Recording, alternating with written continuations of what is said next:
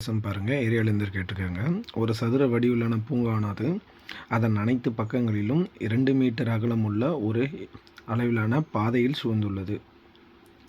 இந்த பாதையின் பரப்பளவு 288 சதுர மீட்டர் எனில் அந்த பூங்காவின் சுற்றளவு என்னன்னு கேட்குறாங்க. ஃபஸ்ட்டு பாருங்கள், நம்மளோட சதுரத்தோட பக்கம் கொடுக்கல, ஆனால் அதோட பாதை அதை சுற்றி இருக்கிற சதுரத்தோட சுற்றி இருக்கிற பாதையோட பக்கம் கொடுத்துருக்காங்க 2 மீட்டர். இப்போ பாருங்கள், ஃபஸ்ட்டு ஒரு சதுரம், இது நம்ம இந்த பக்கம் எக்ஸ்ன்னு எடுத்துக்கோங்க. அடுத்தது இன்னொரு சதுரம், இன்னொரு சதுரத்து பக்கம் தெரியாது, இது எக்ஸ்ன்னு எடுத்துருக்கோம். ஆனால் பாதையோட பக்கம் எவ்வளோ? 2 மீட்டர். எல்லா சைடும் 2 மீட்டர். அப்போது எல்லா சைடும் 2 மீட்டர் பாதை இருக்குது. அப்போது 2 மீட்டர்னால் இதோட பெரிய சதுரத்தோட பக்கம் என்ன இருக்குன்னா எக்ஸ் ப்ளஸ் 2 + 2 4. அப்போ எக்ஸ் + 4.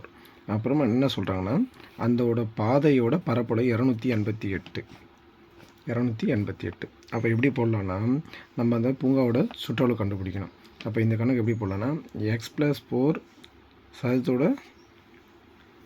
பரப்பளவு கண்டு ஃபார்முலா வந்து a², அதான் எக்ஸ் ப்ளஸ் பக்கத்தோட ஸ்கொயர் பண்ணுறோம், மைனஸ் x². பரப்பு என்ன? பாதையோட பரப்பு 288.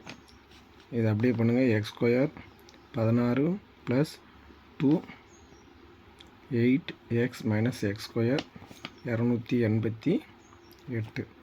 x² கேன்சல் ஆகிடுது.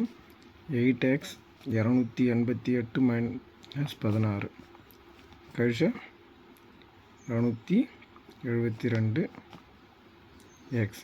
அப்போ 8ஆல் அடிச்சுன்னா 1 8 3 8 மீதி 32 4. அப்போ எக்ஸோட வேல்யூ 34. அப்போது பக்கம் வந்து 34 கண்டுபிடிச்சாச்சு. அதோட சுற்றளவு தான் கேட்குறாங்க. அப்போ சுற்றளவு ஃபார்முலான சதுரத்தை 4a. அப்போன்னா இது 4 கண்டுபிடிச்சிட்டோம்.